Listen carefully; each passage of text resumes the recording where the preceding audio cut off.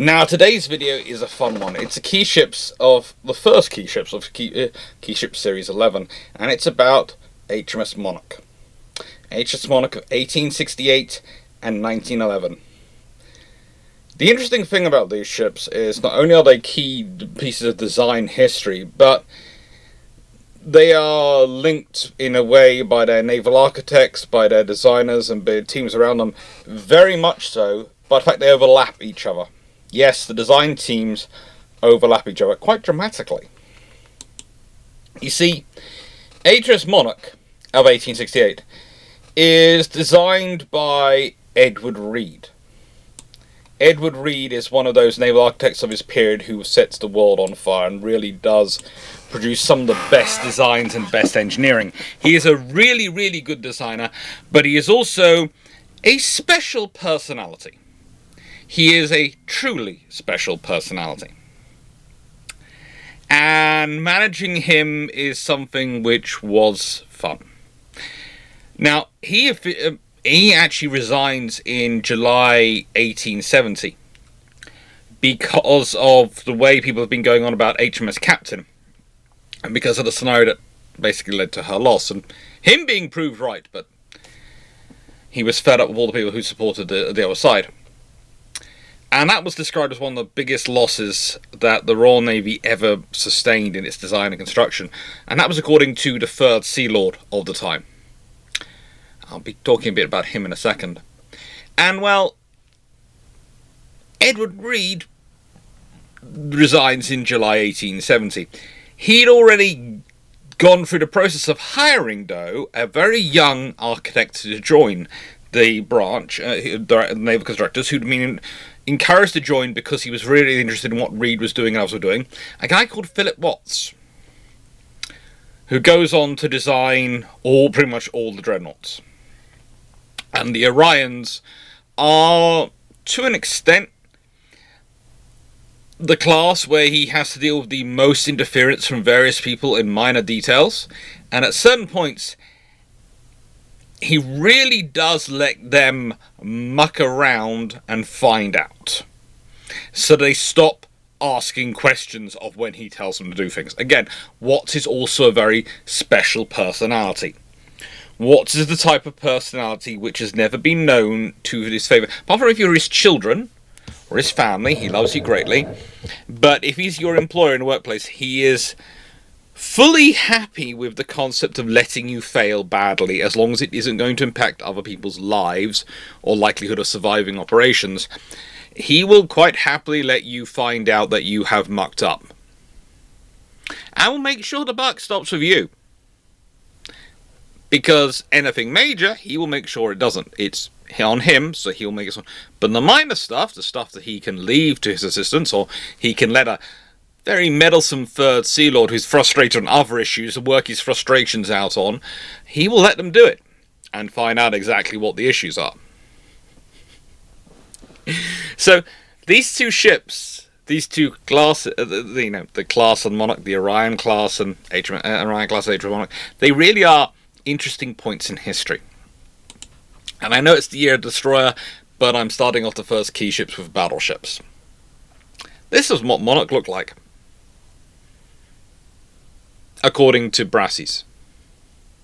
And realistically, she is part of the same design structure, the same arguments which are going on with Captain Phipps Coles, the guy who comes up with HMS Captain, and who famously goes down with HMS Captain. One of the interesting things about the whole scenario going on is, basically they're listening to him, they're listening to his ideas, but they're going, you can't implement them in that way. We know, it's the 3rd Sea Lord and the naval constructor on one side arguing against it. The 3rd Sea Lord in this case is a guy called Robert Spencer Robinson, who is a really, really good 3rd Sea Lord. He is one of the most powerful 3rd Sea Lords the Royal Navy has in the 19th century, and the man is the absolute steel behind the reforms of the Royal Dockyards and the various ongoing procurement issues the Royal Navy was having at that time. Without him, there is no doubt in my mind that the Royal Navy would not have been in the state it was, or even viable to do the build-up it did in the earlier 20th century with the Dreadnoughts and all the naval arms race then, if it hadn't been for Robinson's reforms. But the really fun thing about this is that they're fighting this all. And when HMS Captain goes down, Monarch carries on. Monarch doesn't do it. She carries on and has quite an interesting career, which we'll talk about it. But when Captain goes down, which is the ship built on similar lines, and of course was built with political support over the arguments of Robinson, the arguments of Reed. Well, sadly enough, the First Lord of the Admiralty, Childers, he holds them responsible for it. His son dies on the captain. He goes, "You argued against this, but you didn't argue against it successfully enough, so I'm going to blame you for all of this. I'm going to hold you responsible." And that's, that kind of feeling is really weird, but it's perfectly human. Robinson goes on to have carries on to have a pretty good career. And honestly, Robinson, one of the fun things you find about him is a lot of the techniques which the Royal Navy and 3rd Sea Lord Office become very used to doing in arranging against governments to manage production, to make sure the enemy is never viewed as overwhelmingly powerful, but always viewed as a threat.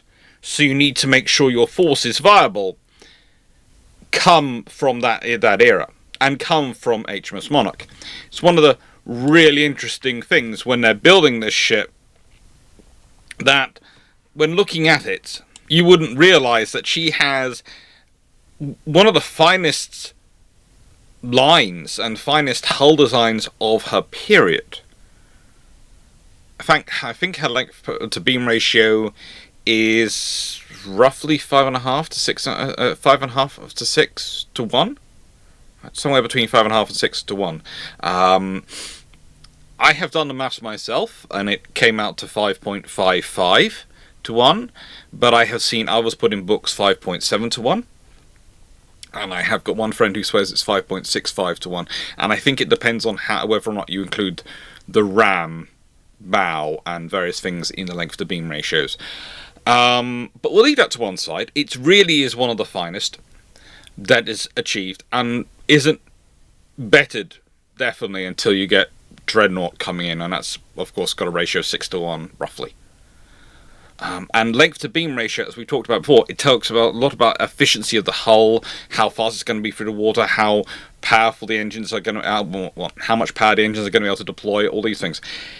It doesn't always make for the most manoeuvrable asset, but it does make for a very powerful asset. And Monarch was a very powerfully designed vessel. She was armed with 4 12-inch muzzle loading rifles, which means she's got a very slow rate of fire, because muzzle loading is never going to be rapid fire.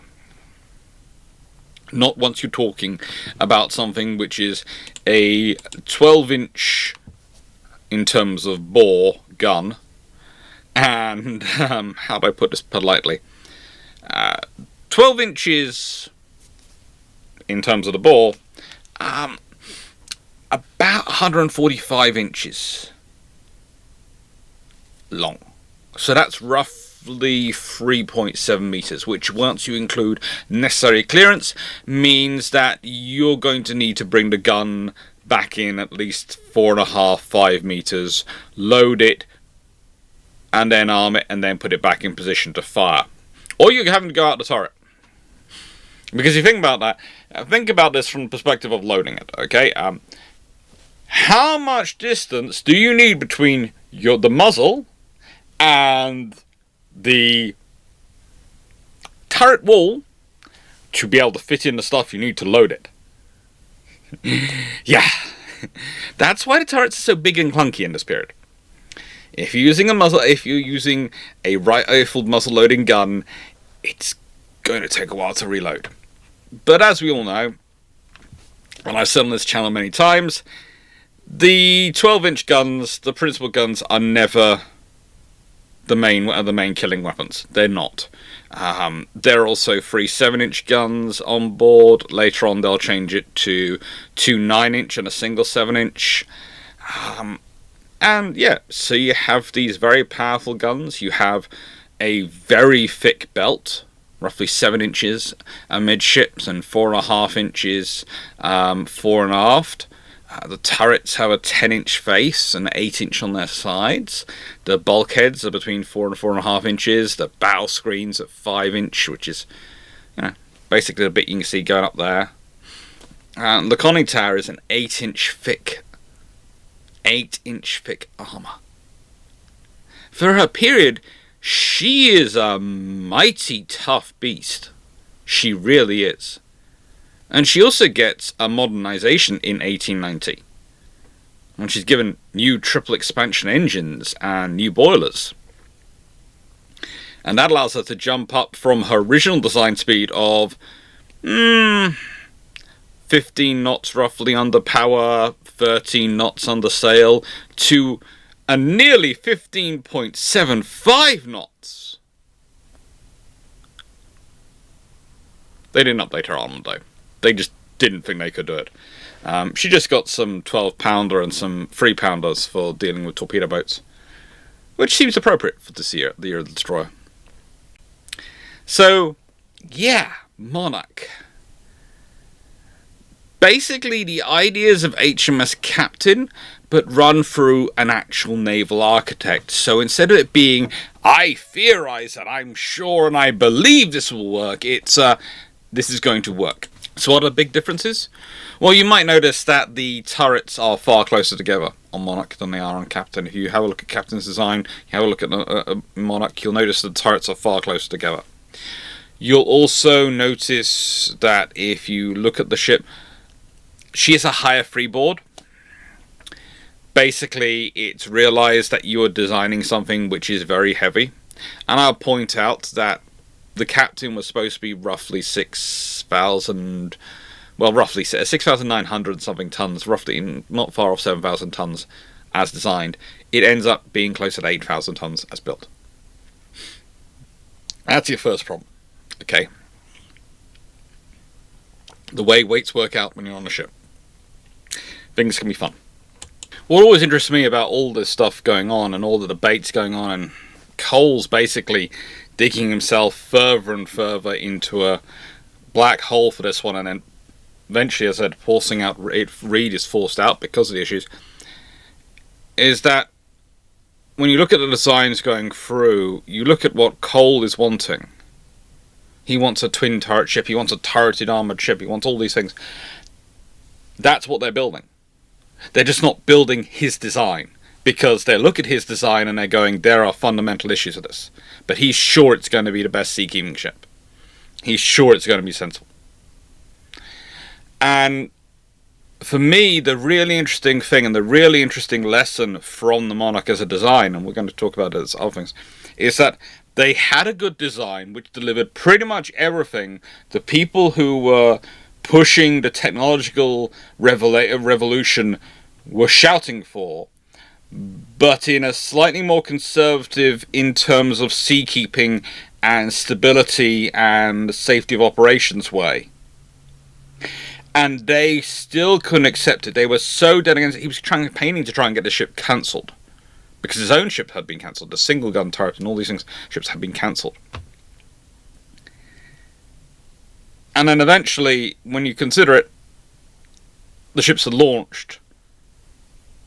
Well, Captain goes to sea and is lost the same year. She is commissioned in April 1870. She's sunk in rough weather in September 1870. Monarch, this vessel, she's completed in June 1869 and commissioned roughly not too long afterwards. And she serves until she's broken up in 1905.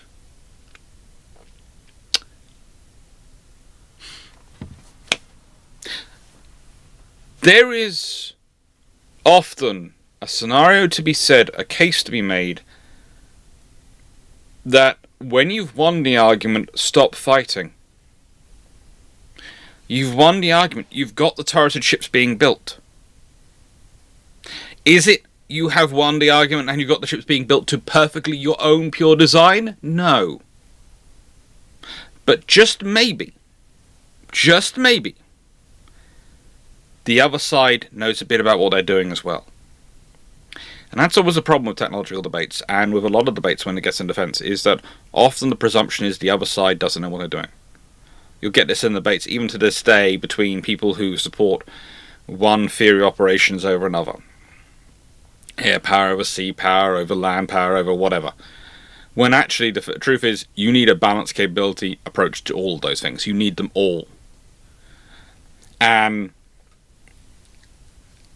I myself have this great argument with, I go, aircraft are great, but how are we going to get them there? It's my usual argument which I have with air power theorists. And I go, we can have an airbase. Or we can tanker them. And you can, but if you're tankering them from a long way away, they're not going to be able to be rearmed until they get home, because we can't rearm aircraft in the air. So it's kind of like the UK when we did Libya in 2010. We flew aircraft all the way from the UK to hit targets and try to provide some support for what we were doing in what was going on in Libya. Ended up being all the support work rested on some Apaches flying off HMS Ocean because the aircraft couldn't be there long enough, because they'd expend their weapons and then have to head home. And when's the next aircraft going to be overhead? A few hours? Okay. That's a problem. And, this is why you have an aircraft carrier. So it doesn't become about sea power, air power. It's there's this utility which allows you to apply air power from a sea power system, using a sea power methodology. It works together in synergy. It's the same with amphibious forces and land projecting land power. All these things you can do this if you work it through. If you're prepared to accept that there is actually a sensible compromise of working together, you can produce quite a lot of capable assets. In this case, I would argue that Reed, and to extent Robinson, have been pushed down the turreted Citadel armoured ship route by Cowper Cole's arguments, but have gone about it in a way which is just that bit more, okay, we've got to remember we are a navy which has to go around the world, so we need a certain level of seakeeping abilities. And they produced a good ship. Is to say, though, that she was the perfect embodiment of everything everyone on her side wanted? No. I would argue that Reed himself was disappointed to the extent that he was forced to have a forecast on her. But this is the point about the design committee. This is the point about the Admiralty committee. Why are they pushing through a forecast, or why are they putting... Because of seakeeping. Because she's going to have to go on long voyages. That's what the Royal Navy always has to prepare for. There's also the fact that with the full rig, and they had to have the full rig because, frankly, the steam engines were still not reliable enough. So they couldn't get rid of them. They couldn't get rid of the sailing rig. So you were going to have to be able to fire forward through your masts anyway. So your turrets honestly didn't really have much of a chance of firing forward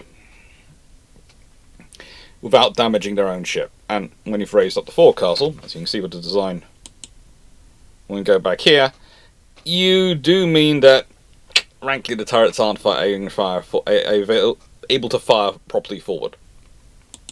There is a portion they cannot engage on. That was a compromise which Reed didn't want, and that was a compromise which others didn't want, but they had to accept it for seakeeping capabilities. They were forced to accept it. And realistically, to my mind, she is a broadside ironclad which has had turrets added on top. Honestly, look at her and compare it to broadside ironclad designs the Royal Navy done. You'll find a very similar hold, very similar shaping. There's, again, nothing wrong with that. This is a transition ship. This is a transition ship. When she is being constructed at Chatham Dockyard, the Navy, everyone knows she is a transition ship, because they know turrets are the coming thing. Why? Because guns are getting bigger and you can't afford to have a broadside, and also it's just too expensive, too costly, they weigh too much of these guns, and so also there's the angles of fire advantages of turrets. So that means you're going to have to move for turreted weapons. Whilst you still don't have reliable steam engines, you are going to have masts which are going to impact your turrets and their field of fire. The moment you have reliable steam engines, I think this is one of the reasons why she later gets refitted with triple expansion engines,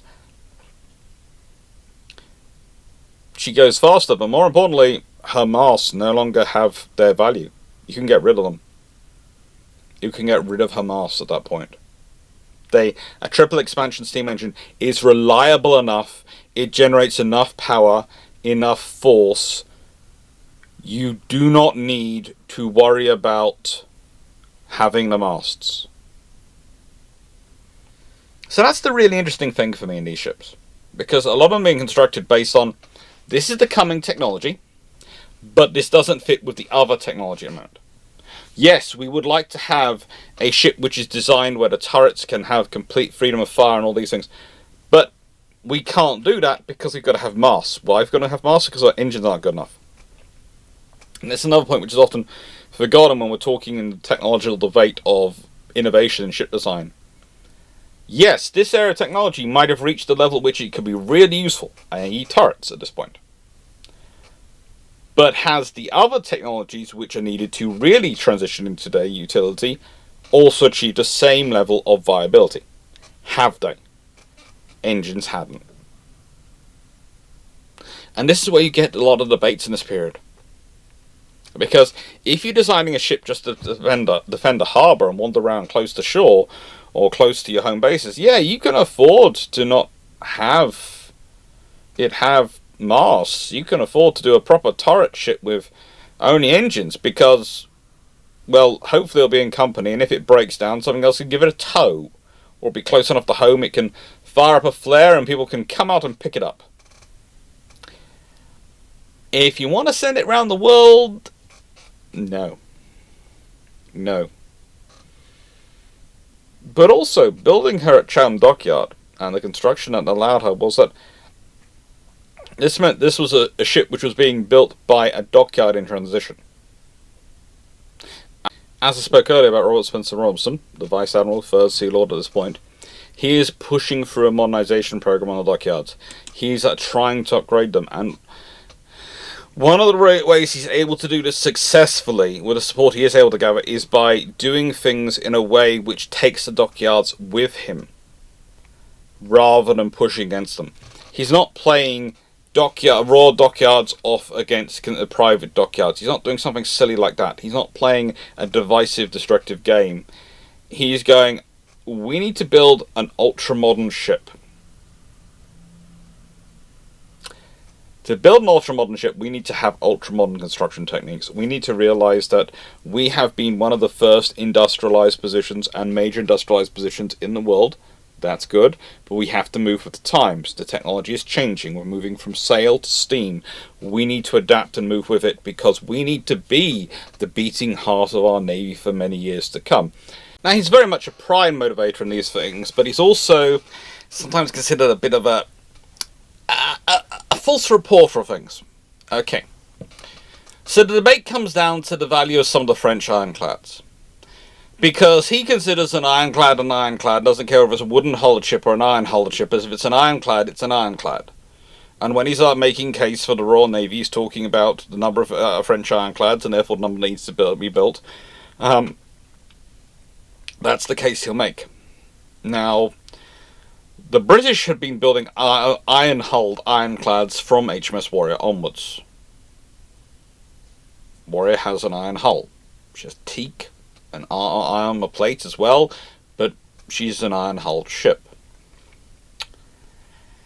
And the trouble is, there are many who accuse him of overstating the threat of the French because, well, they have wooden-hulled ships with iron on them, so those aren't as powerful as the British, so it doesn't really matter the number differential. It doesn't matter that the French, on paper, have more under construction, more being built, more in service, etc., than the Royal Navy. The thing is, and I think this is the point which realistically is forgotten, is that's okay if you end up with a battle where it's all your ironclads versus all their ironclads, and you're in a fight then. But if you're in a scenario where their ironclads are going against your trade around the world, wandering off and blockading your ports, and you don't have enough ironclads to match up against them 1-for-1, and so your regular ships are engaging ironclads, then you're in trouble. Again, it's a technology argument. And it's very easy from a long way away in the future to say, or even as a politician at times seeking to save money, to go, no, that's alarmism. I would go, it's not alarmism so much as it is someone thinking through what are the potential problems. What are the potential risks of this? And again, it's a risk judgment. I would say the risk that those admirals were prepared to take was probably less. But also, there's a good argument that they needed the construction going through to be able to pay for the modernisation of dockyards. And I do think that they were quite happy to be pushing for the construction of things in order to pay for those dockyards. But let's consider Monarch herself's service and history, because she does get up to some fun things. As a vessel which was on the Royal Navy's books for 36 years, and an active vessel in terms of actively of use as a warfighting vessel for roughly 33 of those years. Last 3 of those years she was a depot ship in Cape Town under the title name of HMS Simoom.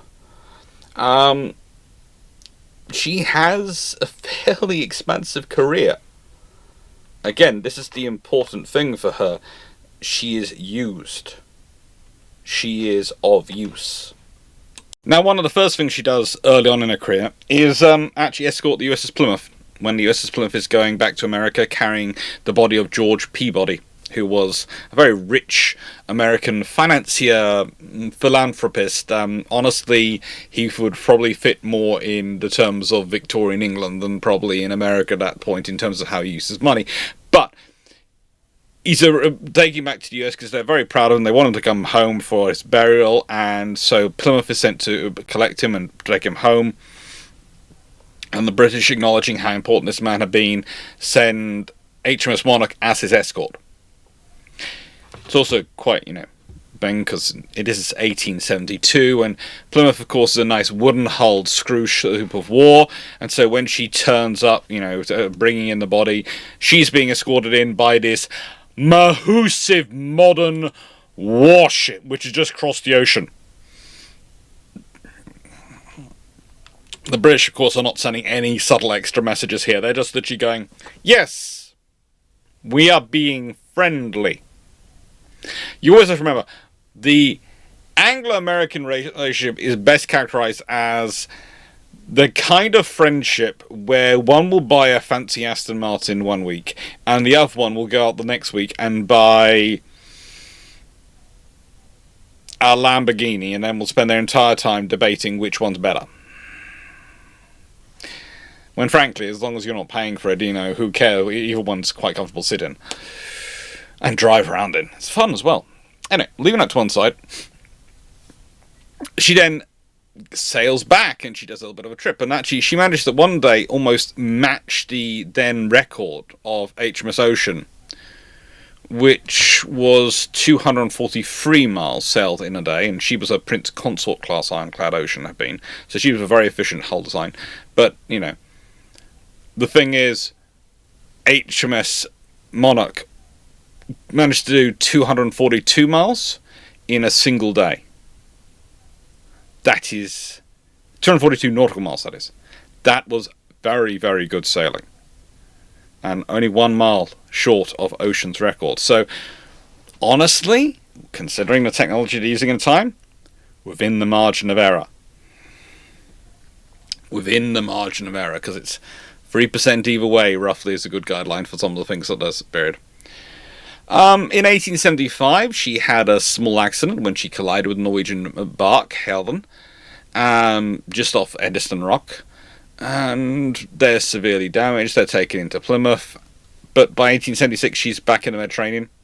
She serves there till 1885, does a bit of a refit back home in 1877. She's literally out there, comes back for a refit, gets some fine-tuning because they're finding it's not working as well as we hoped in the Mediterranean. We need to do a bit of fine-tuning, especially on the engine. The boilers were fun. Then she goes out and she's fine. She takes part in bombardment of Alexandria. As you can see, she has quite an interesting track record in this bombardment.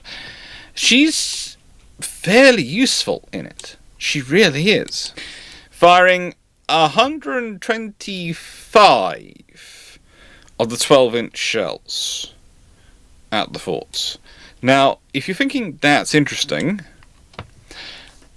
because that's an odd number, and she's got 4 12-inch guns, and she must be using all 4 for firing. Well, A, she's not firing salvos at all her targets, but B, and this is the point, is her firing, considering ranges they were engaging, was not that far anyway, so it's not massively impressive, but it is impressive for the time, was usually a single shot, range, we're on target, bombard.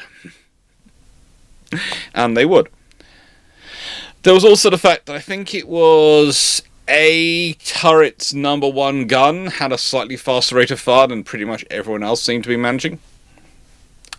But I think that was the prime crew. I think that was the prime gun crew. So, you know, these things are not unusual in history in this period, because again, a lot can depend on how motivated the individual gun crew is.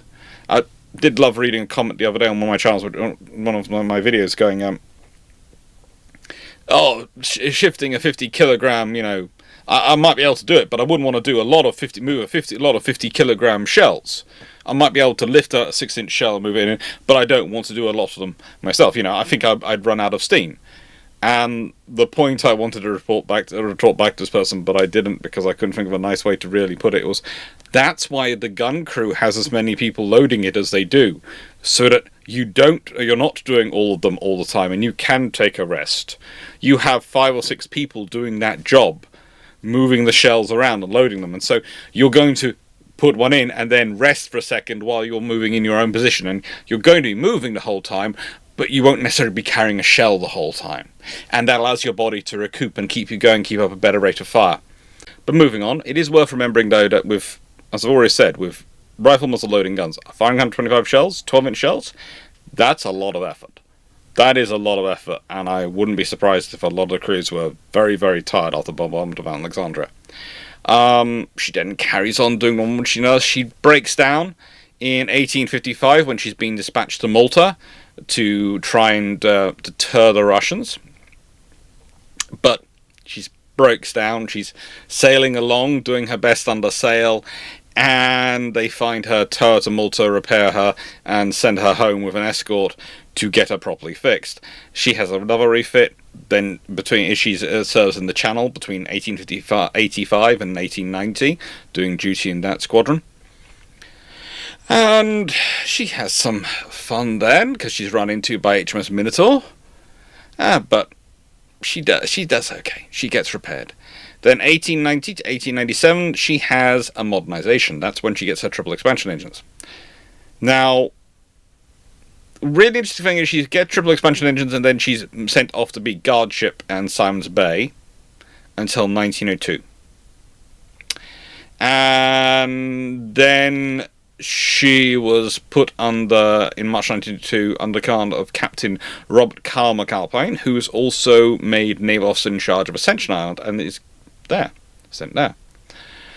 Then she's put under command of Captain William Noah Grant, and she plays host to people like Jan Smuts and Dennis Ritz, who are on their way to a peace conference.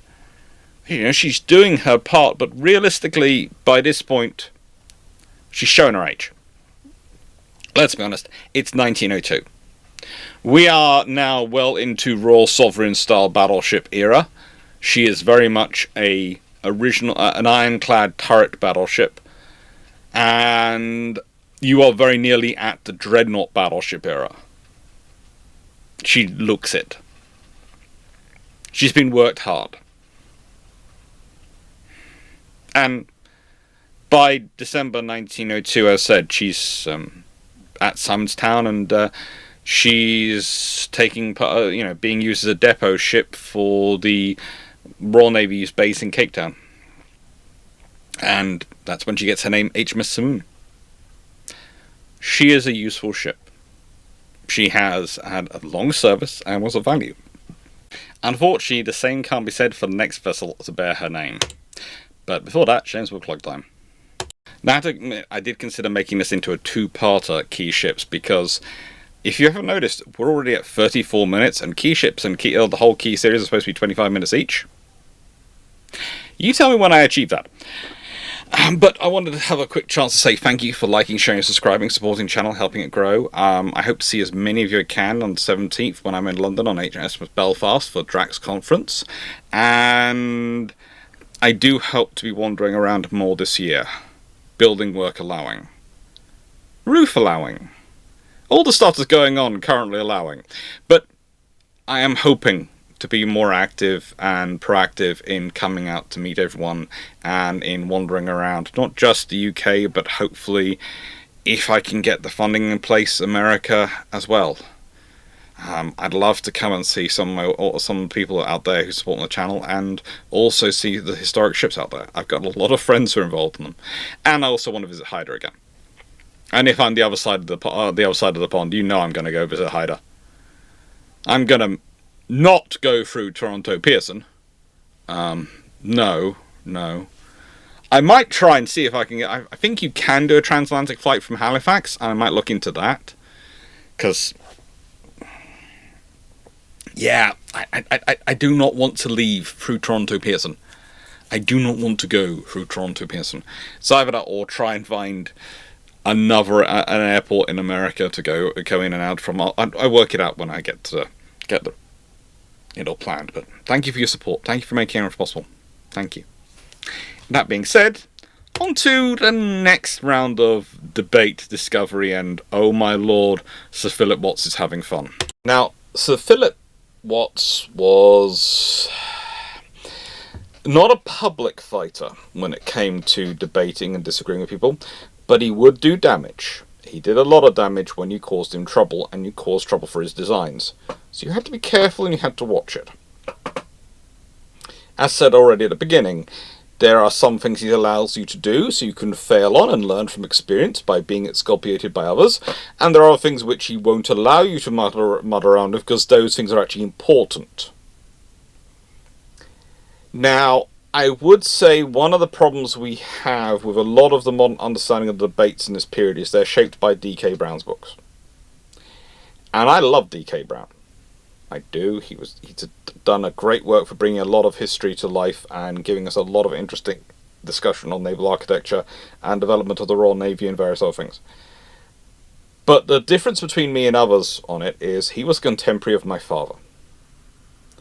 D.K. Brown's born 1928, I think. My dad was 1934. And as naval architects who strode a lot of the similar paths and were involved, they came across each other a lot. So I have D.K. Brown's books, the versions I've got, and I have the versions left to me by my dad, which are full with his notes in the margins. And you start to realise that the similar patronage system that applies within the Royal Navy also sort of applies within the constructors. But they can be just as tribal. And some of my dad's comments, and they like to have debates, him and D.K. Brown. They did. I noticed from discussing this with my dad, and having met D.K. Brown and with him at some points when I was younger, they like to have the debates. They had the debates. Some of the notes in my dad's book go, oh, unsurprisingly, this person's in a bad light. Of course, this person had said, this person did this. And it sort of colours some of my judgment when it comes to D.K. Brown in terms of what he's writing. I agree, he's writing truth, but it is coloured in his analysis based on his personal experiences. And that means when I read about the discussions when he's talking about design and alliance and the arguments between Jellicoe, and it's that Jellicoe, and others over the placing of the boat deck and the positioning of the gunnery control mast tower and the position position on the mast, etc., and where the mast is positioned in vis-a-vis the stack, the forward stack.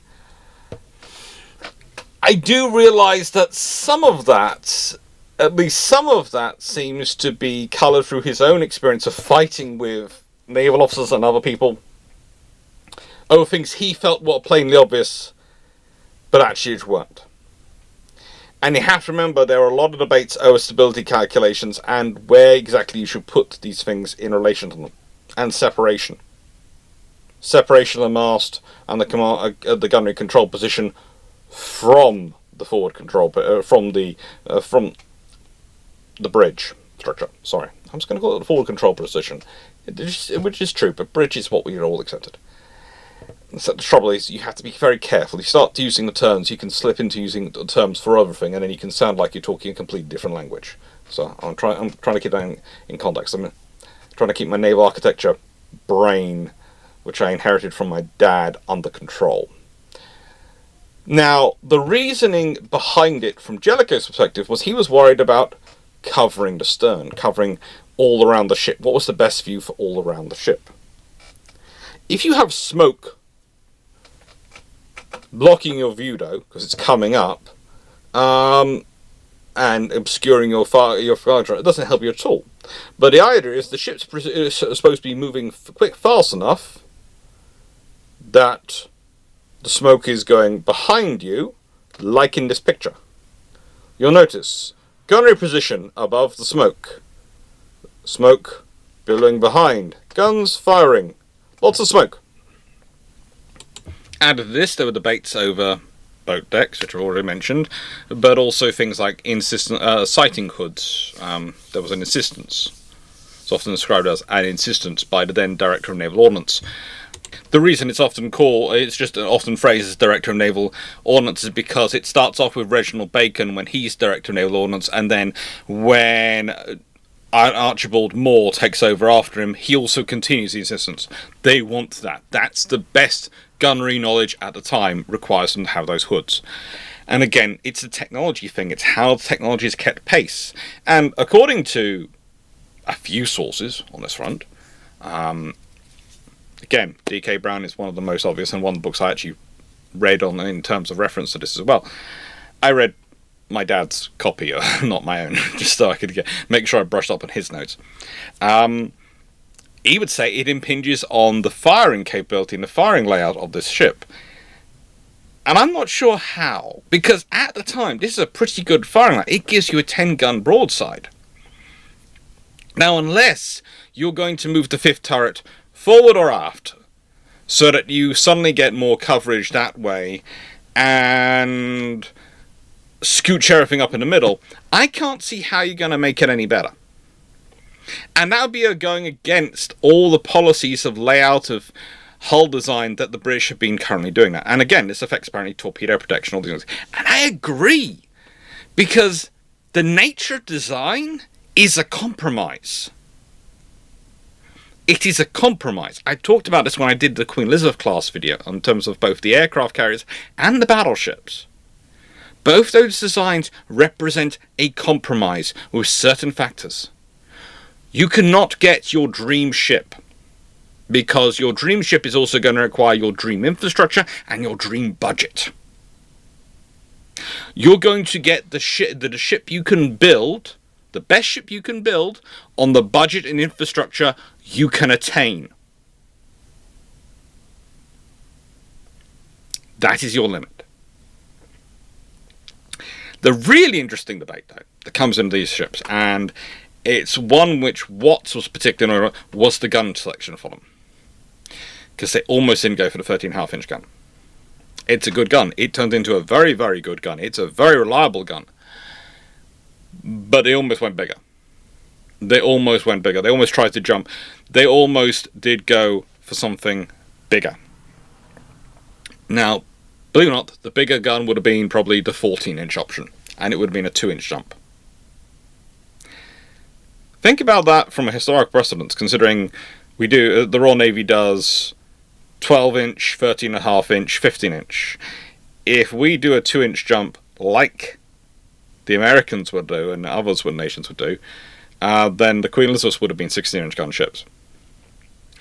That then changes all sorts of treaty things, because if you have the Royal Navy, which would have presumably had the entire Queen Elizabeth class, the R class, Renown, Repulse, and Hood, all with 16-inch guns, anyone want to guess that the Washington Treaty has a treaty pause where everyone else is left with a couple of 16-inch ships and the Royal Navy's fleet is entirely 16-inch gunner ships? It's one of those little pieces of history where if the designer had got what he wanted and gone with the bigger guns available through Ellswick and other options, there's a 14-inch 45 available. It's not as proven as the 13.5-inch. And there's not as many potential constructors, and so they go with the 13.5-inch. The Royal Navy, most navies, are incredibly conservative when it comes to procurement. And by conservative, I mean they don't want to take the minimal risk possible, because they're betting a lot of lives on it. And so this is the first generation of Super Dreadnought. And Orion, well, as a class, it's a well-built class. Monarch, we can actually see her turrets there being built. This isn't Monarch under construction, but this is her turrets under construction. And Monarch, well, she has her own history. You see, she is built by Armstrong Whitworth at Ellswick. She has 18 Yarrow boilers supplied by Yarrow themselves. She has 2 Parsons direct drive steam turbine sets, which each of those sets drives a pair of shafts. So she has 4 shafts driven by 2 of these Parsons sets, and she has 18 Yarrow boilers. She has a theoretical top speed of 21 knots. Now, please note when I'm saying a theoretical top speed of 21 knots, because during sea trials, the definition is that under fully safe operating standards, she achieved a maximum speed of 21.9 knots.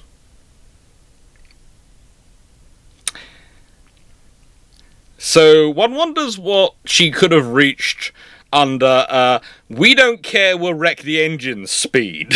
But no, 21.9 knots was what she was achieving. And she was considered a very well built ship. She carried enough coal and fuel oil for actually more than 6,730 nautical miles at 10 knots. She could go further. It was found that Monarch's spaces could take slightly more, and they could equip her, fill her with more, and she would work. She is considered a very good example of her class. Her guns are considered very accurate, and that's hardly unsurprising when you consider she's built by Armstrong Whitworth, and she is, assembled at Ellswick Yard. She is built by people who focus on gun firepower. Their emphasis is on getting the best out of their guns, and they really do go the extra mile in some of the adaptations they do. She is also equipped with quite a range of secondary weapons. She has 16 4-inch guns. She has some 3-pounders, as she's originally fitted, and of course some 21-inch torpedo tubes, one on each broadside and one on the stern. Basically, she's carrying 20 torpedoes. She can fire one either side, depending on where you are, and she can fire one aft if you're following her and annoying her. If you're firing a single torpedo at a time, let's be honest, you're firing it to deter, not to actually fight. Once you start to look at the barbette and the armor arrangement, well, again, that's all pretty big, pretty good. The armor barbette's are 10-inch thick, the turrets are 11-inch armor, decks between 1 and 4 inches armor, the belt is 8 and 12 inches armor. She is provisioned enough with enough space, enough capacity that by October 1914, she has had her shelter deck guns fully enclosed in casemates. She's had a fire control director installed. She's had put a nice sort of pair of 3-inch guns, put anti-aircraft guns installed by this is by October 1914. Yes, they have got AA guns being fitted to their ships by October 1914. Think about how new aircraft and flight are and how new they are to World War II. Whether lighter than air or heavier than air aircraft, they're already fitting some nice 3-inch anti-aircraft guns. And she'll even get more armor after Jutland. And one of the interesting things is it doesn't really affect her performance. She is a well-built, solid ship. But that does lead to the question of, what was the debate about their design really about? What is this contentious debate that some authors have gone into? And was she worth it at a price of, well, between £1,886,000 and £1,889,000. She's somewhere between those figures in price. Again, range, a couple of figures usually stand out, but there is a range of figures produced for their funding because, well, Admiralty accounts are opaque enough that even to this day we're not quite sure how much each of the battleships cost. So, if you're complaining about not being able to work out how much is being spent on modern equipment, don't worry. Historians and forensic accountants who are fed up with the historians complaining about it have tried to examine Royal Navy accounts from that period, from the 1900s and the beginning of the 20th century, and are still not able to work out how much they were paying for some of these things. So, yeah, that's a little over a century's work, still not quite sure. Because some things are included in the initial contract, and then some modifications are made, but what is the debate about with these ships? It was able to be readily modernized and upgraded and modified as it needed to be, and all these things. Where is the problem going on? Well, the problem goes on in that, as usual, the debate, well, it's the more normal time of day debate about the previous HMS Monarch have been, what is the future and are we able to produce the future yet? The debate when it comes to this HMS Monarch is, what is the perfect that we can achieve on this current standard? And that's what they are building. They're building to acknowledge standard. No one is trying to build a new super ship. No one is going, you know what, guns are out, we are putting in tube-based rocket artillery system. No one's doing anything like that. There's no debate of, well, should be turret or broadside. There is none of that debate going at this point. At this point, they're literally debating the finites of the arrangement. In simple terms, the transition from 1868, going the wrong way, actually no, that way is probably quicker, from this design to this ship, and this construction, the transition has transitioned the naval architecture not from what is the future ship, what are the big changes we can make, to how can we refine this into the perfect fighting tool.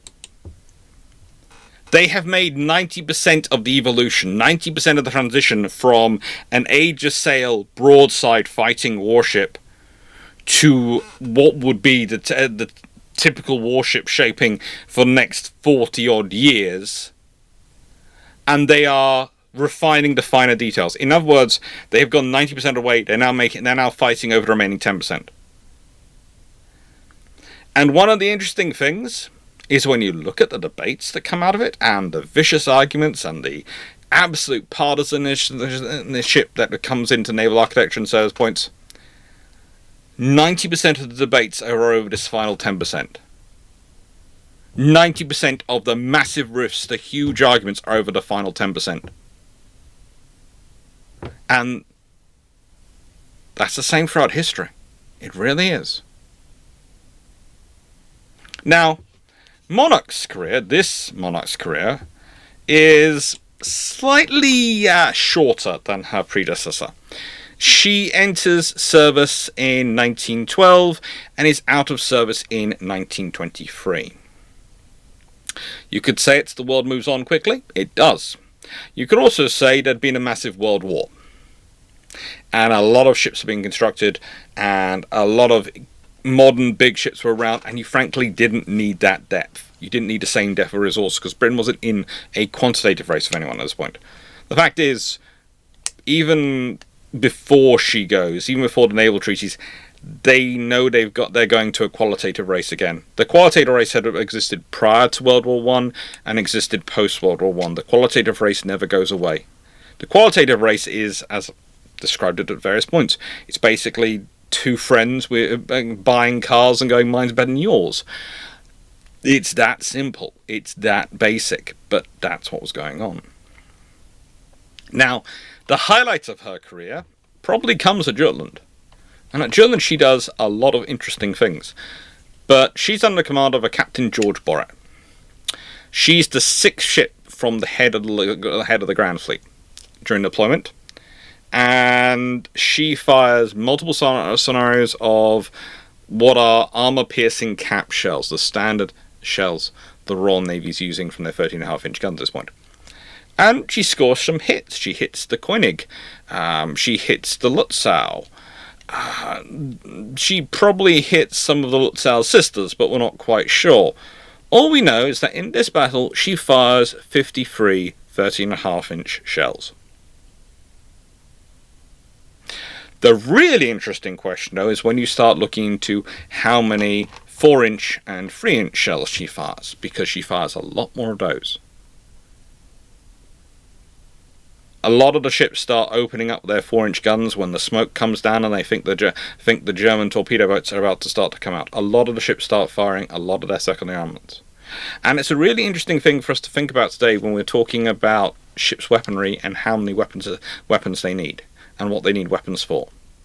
Start to look back at, okay, so this ship goes to sea, it carries hundreds of shells. And it fires 53 in one of the largest battles of all time. Because, well, it's seeing its opponent and actually being able to engage them. Because the smoke's so thick. And the engagement times. And it's not just it's not a case of shoot, it's not really a case of shoot, look.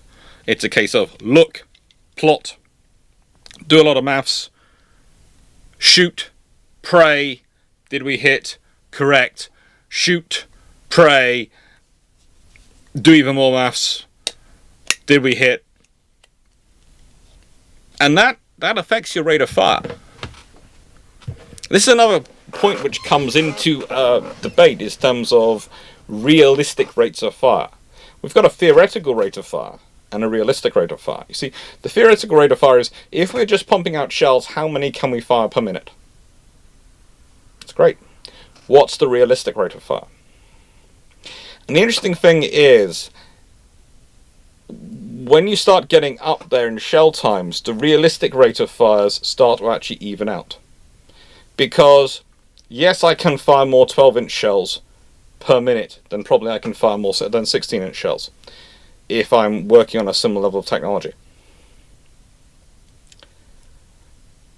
But once you factor in the time required for people to be working out where they need to be firing and how they're firing, and the fact that you can carry on the loading and be putting the shells in the guns whilst people are doing the working out, the realistic rates of fire suddenly become very, very close. And the actual rate of fire of a gun only starts to affect its actual combat viability once you get above 16.5 inches. So only once you get over 16.5 inches that the actual rate of fire, theoretical rate of fire, starts becoming its realistic rate of fire and starts affecting things. In that we've got the stuff worked out, we've actually done the maths, we've done all the stuff we need to do, we still can't fire because the guns aren't ready to fire. Whereas when you're talking about below that, 16.5 inches down, it doesn't matter. So, today's discussion. And I know I spent more on the 1868 Monarch than I did on 1911 Monarch in terms of time, but I think both have been covered adequately. And the point is, it's to show you how the defence debate and naval architecture debate have moved. And this is really a question for you, as I always finish videos with a question, but I want this question to sort of stick in your mind, hopefully. When you think about it in the comments, and please do write down your own ideas for this, of how do we set up a process to judge when not just it's right to implement the technology itself, but when the other technologies are at a point that they can properly support it? And how do we change the debate from one of, this tech's ready, to, yeah, this tech might be ready, but are the other techs ready to support it? And yes, you spent all this money on this shiny tech, that's great. That's great. But you haven't spent the money on the other techs to support it and the infrastructure to sustain it, so we can't implement this yet. The last example I would give at the moment are railguns and lasers. We spending a lot of money on these sort of systems. A lot of money. And the systems which you need to sustain them, I would say the power plant, the ship infrastructure, but also the dockside infrastructure, the industrial base, etc. We haven't. We're spending a lot of money on developing these cool things, and I would argue we've done the same with missiles. We've developed some really, really cool missiles. Now, please don't look through the other side of the curtains at the infrastructure we have to sustain and support them, or load them at sea. And how do we reshape the debate so that things not become about... This is a multi-part question, I do apologise. How do we reshape the debate so that things are not just about the banner technologies, but also about the things that sustain them? That being said, I hope you enjoyed today's video. It will probably be a little over an hour long, which Key Ships is supposed to be 25 minutes long, so goodness knows how long it'll take to upload. I do apologise if this is slightly late going out, because the thing is, with the internet, it doesn't keep going down, but the power does keep going down, and we haven't yet got batteries and solar panels, so we haven't got set up our island unit yet. And so when the power goes down, internet, including Starlink, goes, and everything goes off, and then I have to restart all again when it loads up. We'll be back fine soon. We'll be back fine soon. With that being said, next week, pre-World War I. Why Germany and the Kaiserliche kept the torpedo boats, didn't go with destroyers. They do sort of go with destroyers, but torpedo boat destroyers, but realistically they keep more torpedo boat than destroyer, because, honestly, I'll give you a bit of a tidbit, it's to do with the offensive nature of them. They consider the torpedo destroyer a defensive ship, and they want an offensive fighting arm. If they'd seen what the Royal Navy destroyers of World War II looked like, and the Canadian ones and the US ones of World War II looked like, and the Australian ones and the Polish ones, they probably wouldn't have agreed with that, and they'd have gone to call them destroyers from the get-go. But at that time, that was part of their perception. It's going to be a fun video. Take care, thank you for watching, I hope you enjoyed.